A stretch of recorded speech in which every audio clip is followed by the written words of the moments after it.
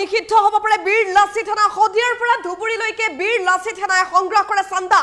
এই সংগঠনটোৰ বিৰুদ্ধে কঠোৰতকৈ কঠোৰ ব্যৱস্থা গ্ৰহণ কৰিবলৈ এই মুহূৰ্তত নিৰ্দেশ দিয়া হৈছে আৰক্ষীক মুখ্যমন্ত্ৰী ডক্টৰ হিমন্ত বিশ্ব শৰ্মা হৰফ হৈছে শেহতীয়া যিবোৰ কাৰ্যকলাপ কৰিছে এই সংগঠনটোৱে সকলোবোৰ গতিবিধিৰ ওপৰত নজৰ ৰাখিছে অসম আৰক্ষী আৰু অসম চৰকাৰে মুখ্যমন্ত্ৰী ডক্টৰ হিমন্ত বিশ্ব শৰ্মাই কৈ দিছে যে যিবোৰ কাৰ্যকলাপ শেহতীয়াকৈ এই সংগঠনটোৰ জৰিয়তে হৈছে এয়া সঁচাকৈয়ে যথেষ্ট অশুভনীয় সম্পূৰ্ণৰূপে অসমবাসীক অসমৰ ৰাইজক বিপথে পৰিচালিত কৰা বিভ্ৰান্ত কৰা এটা সংগঠন বহুতে নামটোৰ পিছফালে অসম অসম বুলি লিখি লৈছে ইয়াৰ জৰিয়তে তেওঁলোকে কি হুচাব বিচাৰিছে নিজকে বীৰ বুলি কয় লাচিতৰ আদৰ্শৰে অনুপ্ৰাণিত বুলি কয় কিন্তু লাচিতৰ আদৰ্শৰে অনুপ্ৰাণিত যদি অসামাজিক কাৰ্যকলাপবোৰ কিয় কৰিলে তেওঁলোকে 22 লাখ টকা ধন দাবী কৰি আজি 7 গৰাকী বীৰ লাচিত সেনাৰ নেতা আটক হ'বলগীয়া হ'ল আৰু বিকাশ অসম এতিয়াও পলাতক অৱস্থাত আছে বৰ্তমান সময়ছোৱাত বিকাশ অসমক বিচাৰি সমগ্ৰ ৰাজ্যবাসীয়ে অভিযান অব্যাহত ৰাখিছে উল্লেখ কৰিব লাগিব কালি কেনেধৰণে পানী ফুকনক আটক কৰা হৈছিল সংবাদমেল দি থকা অৱস্থাতে ৰন্তু পানী ফুকন আটক হৈছিল লগতে 5 গৰাকীকৈ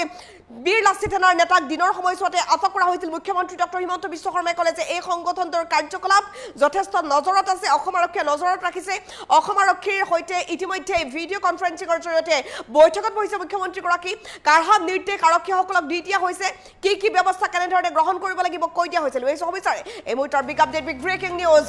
বীৰ লাচিত সেনা এটা চান্দা তোলা সংগঠন বৰ্তমান অসমত সমগ্ৰ চান্দা তোলা সংগঠন হৈছে বীৰ লাচিত সেনা নামত আছে বীৰ কিন্তু কামত নাই বীৰ সদিয়াৰ পৰা ধুবুৰীলৈকে বীৰ লাচিত সেনাই চান্দা সংগ্ৰহ কৰে গতিকে তেওঁলোকৰ বিৰুদ্ধে লোৱা হৈছে কঠোৰ ব্যৱস্থা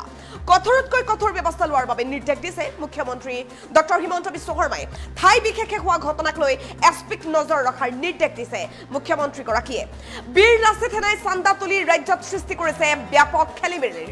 আৰু এই খেলিমেলিবোৰ সৃষ্টি কৰি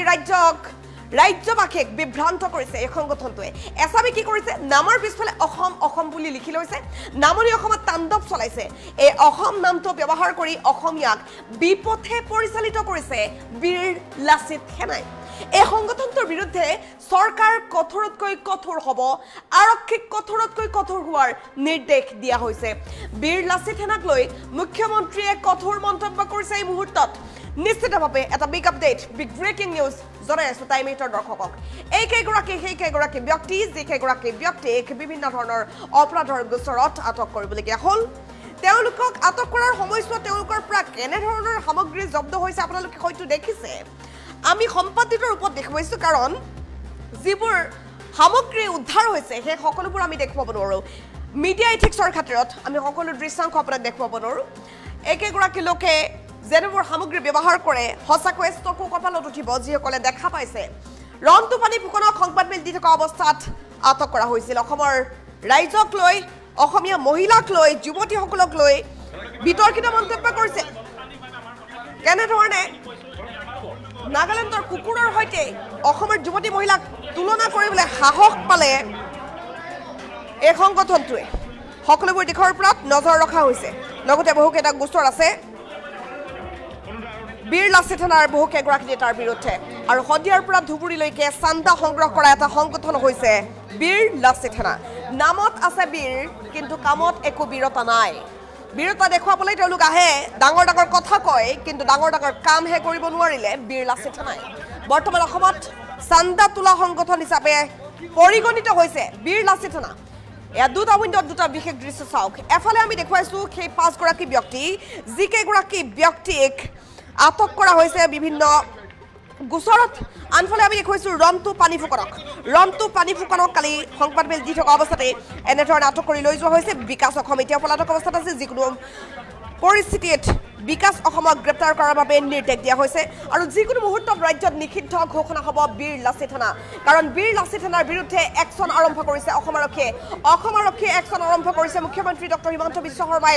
নজৰত ৰাখিছে এই সংগঠনটোৰ কাৰ্যকলাপ সংগঠনটোৰ গতিবিধিৰ ওপৰত সংবাদমেল দি থকা অৱস্থাতে কালি ৰন্তু পানী ফুকনক আটক কৰা হয় আৰু শীঘ্ৰেই বিকাশ অসম জালত পৰিব আজিয়েই বিকাশ অসম গ্ৰেপ্তাৰ হোৱাৰ সম্ভাৱনা আছে 22 লাখ টকা দাবী কৰি অভিযোগত আটক হ'বলগীয়া হ'ল বীৰ লাচিত সেনাৰ নেতা ইনজামুল হক মোহন বৰা বিশ্বজিৎ দলে নিতু আহমেদ চিন্ময় দেৱ ৰিয়াজ আহমেদ আৰু বিৰাজ বল্ল কলিতা বীৰ লাচিত সেনাৰ কৰ্মকাণ্ডক লৈ কঠোৰ হৈছে মুখ্যমন্ত্ৰী ডক্টৰ হিমন্ত বিশ্ব শৰ্মা বীৰ লাচিত সেনাৰ নেতা বিকাশ অসমক বহিষ্কাৰ কৰি দিছে বীৰ লাচিত সেনাৰ প্ৰাথমিক সদস্য পদৰ পৰা বিকাশ অসমক বহিষ্কাৰ কৰাৰ কথা ৰাজহুৱা কৰিছে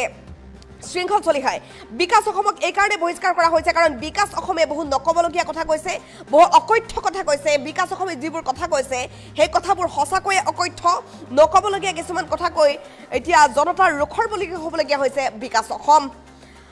ৰন্টু পানী ফুকনক আটক কৰা হল 5 গৰাকী সদস্যক আটক কৰা হৈছে তেওঁলোকৰ নামসমূহ পুনৰ জনাই দিছো ইনজামুল হক মোহন বৰা বিশ্বজিৎ দলে নিতু আহমেদ চিন্ময় দেৱ ৰিয়াজ আহমেদ আৰু বিৰাজ বল্ল কলিতা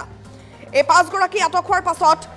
ৰন্টু পানী ফুকনকো কালি আটক কৰা হয় টোটেল 6 গৰাকী আটক হল আৰু বিকাশ অসম এতিয়াও আটক হ'বলৈ বাকি আছে 22 লাখ টকা ধন দাবী কৰাৰ গোচৰত অভিযুক্ত আছে একেগৰাকী লোক আৰু বীৰ লাচিত সেনাৰ বিৰুদ্ধে মুখ্যমন্ত্ৰী ডক্টৰ হিমন্ত বিশ্ব শৰ্মা কঠোৰ হৈছে জিলা আৰক্ষী অধীক্ষকসকলৰ সৈতে গুৰুত্বপূৰ্ণ বৈঠকত বহিছিল মুখ্যমন্ত্ৰীগৰাকী ভিডিঅ' কনফাৰেন্সিঙৰ জৰিয়তে কঠোৰ নিৰ্দেশনা মুখ্যমন্ত্ৰীগৰাকীয়ে দিছে লাচিত সেনাৰ বিৰুদ্ধে উত্থাপন হোৱা ধন দাবী ভাবুকি আদি গোচৰৰ তদন্তৰ বাবে নিৰ্দেশ দিছে মুখ্যমন্ত্ৰী ডক্টৰ হিমন্ত বিশ্ব শৰ্মাই বৰ্তমান অসমত চান্দা তোলা সংগঠন হৈছে বীৰ লাচিত সেনা শদিয়াৰ পৰা ধুবুৰীলৈকে বীৰ লাচিত সেনাই সংগ্ৰহ কৰে চান্দা গতিকে তেওঁলোকৰ বিৰুদ্ধে লোৱা হৈছে কঠোৰ ব্যৱস্থা ঠাই বিশেষে হোৱা ঘটনাক লৈ এছপিক নজৰ ৰখাৰ নিৰ্দেশ দিছে মুখ্যমন্ত্ৰী ডক্টৰ হিমন্ত বিশ্ব শৰ্মাই বীৰ লাচিত সেনাই চান্দা তুলি ৰাজ্যত সৃষ্টি কৰিছে ব্যাপক খেলিমেলিৰ এছামে নামৰ পিছফালে অসম লিখি নামনি অসমত তাণ্ডৱ চলাইছে এই নামটো অসম নামটো ব্যৱহাৰ কৰি অসমীয়াক বিপথে পৰিচালিত কৰিছে বীৰ লাচিত সেনাই এই সংগঠনটোৰ বিৰুদ্ধে চৰকাৰ কঠোৰতকৈ কঠোৰ হ'ব বুলি ক'লে মুখ্যমন্ত্ৰী ডক্টৰ হিমন্ত বিশ্ব শৰ্মাই বীৰ লাচিত সেনাক লৈ মুখ্যমন্ত্ৰী ডক্টৰ হিমন্ত বিশ্ব শৰ্মা যথেষ্ট কঠোৰ হৈছে তেওঁ কঠোৰ মন্তব্য কৰিছে মুখ্যমন্ত্ৰীগৰাকীৰ ভাষ্য আছে শুনাব বিচাৰিম অসমত শদিয়াৰ পৰা ধুবুৰীলৈ পইচা উঠোৱা পাৰ্টি বীৰ লাচিত সেনাই আছে গতিকে তেওঁলোকৰ বিৰুদ্ধে আমি কঠোৰ ব্যৱস্থা লৈছোঁ আৰু কঠোৰ ব্যৱস্থা ল'ম বাকি ঠাই বিশেষে যিসমূহ ঘটনা আছে তাকো মই কালি এছপিক কৈছোঁ যাতে তাৰ বিষয়ে নজৰ ৰাখে মই এইবিলাক নাম তাম নাজানো মই এটাই জানো যে এই সংগঠনটোৱে শদিয়াৰ পৰা ধুবুৰীলৈ চান্দা উঠাই এটা ব্যাপক মানে খেলিমেলি কৰিছে এছাম সন্দেহযুক্ত লোকে পিছফালে অসম উপাধিটো লিখিও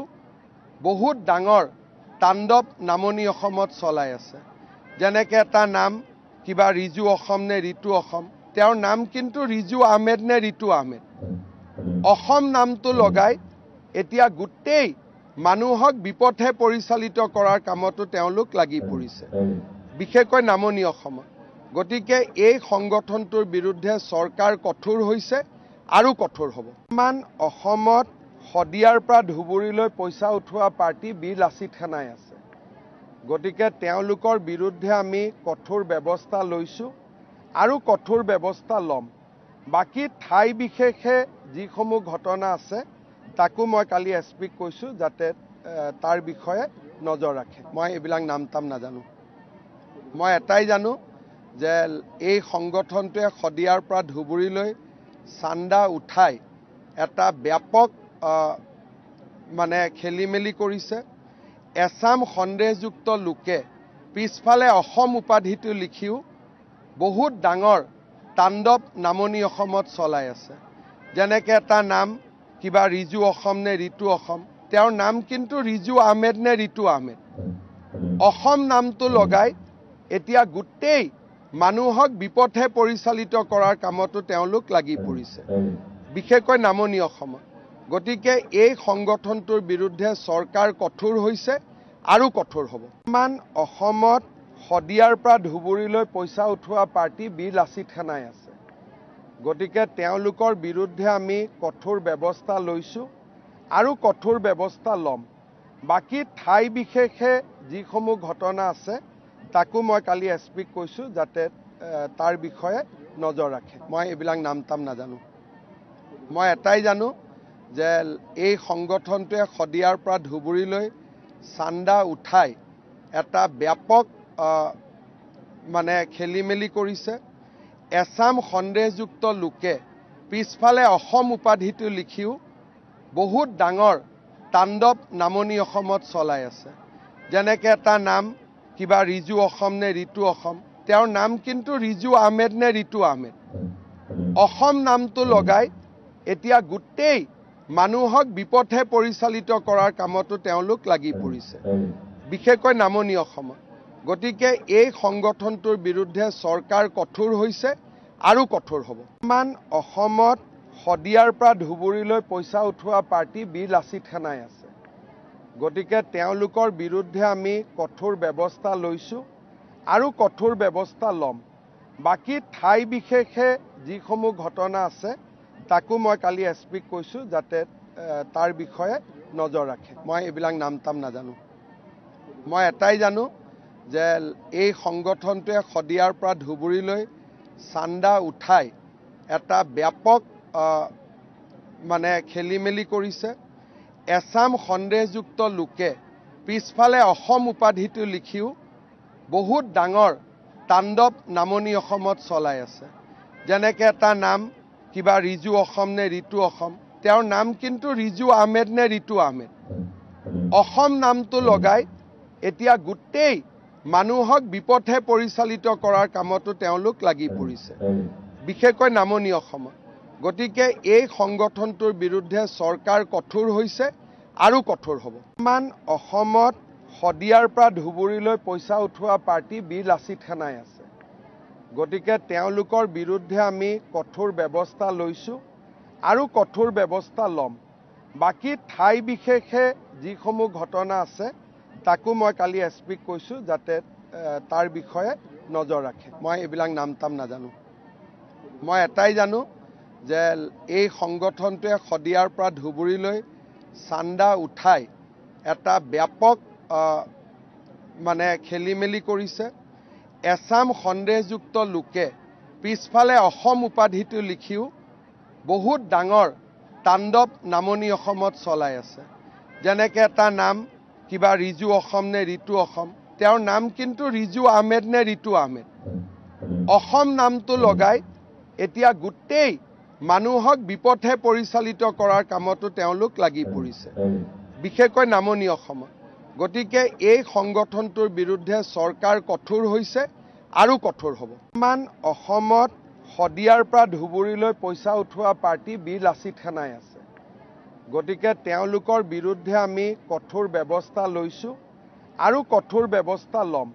বাকি ঠাই বিশেষে যিসমূহ ঘটনা আছে তাকো মই কালি এছপিক কৈছোঁ যাতে তাৰ বিষয়ে নজৰ ৰাখে মই এইবিলাক নাম তাম নাজানো মই এটাই জানো যে এই সংগঠনটোৱে শদিয়াৰ পৰা ধুবুৰীলৈ চান্দা উঠাই এটা ব্যাপক মানে খেলিমেলি কৰিছে এছাম সন্দেহযুক্ত লোকে পিছফালে অসম উপাধিটো লিখিও বহুত ডাঙৰ তাণ্ডৱ নামনি অসমত চলাই আছে যেনেকৈ এটা নাম কিবা ৰিজু অসম নে ৰিতু অসম তেওঁৰ নাম কিন্তু ৰিজু আহমেদ নে ৰিতু আহমেদ অসম নামটো লগাই এতিয়া গোটেই মানুহক বিপথে পৰিচালিত কৰাৰ কামতো তেওঁলোক লাগি পৰিছে বিশেষকৈ নামনি অসমত গতিকে এই সংগঠনটোৰ বিৰুদ্ধে চৰকাৰ কঠোৰ হৈছে আৰু কঠোৰ হ'ব মান অসমত শদিয়াৰ পৰা ধুবুৰীলৈ পইচা উঠোৱা পাৰ্টি বীৰ লাচিত সেনাই আছে গতিকে তেওঁলোকৰ বিৰুদ্ধে আমি কঠোৰ ব্যৱস্থা লৈছোঁ আৰু কঠোৰ ব্যৱস্থা ল'ম বাকি ঠাই বিশেষে যিসমূহ ঘটনা আছে তাকো মই কালি এছপিক কৈছোঁ যাতে তাৰ বিষয়ে নজৰ ৰাখে মই এইবিলাক নাম তাম নাজানো মই এটাই জানো যে এই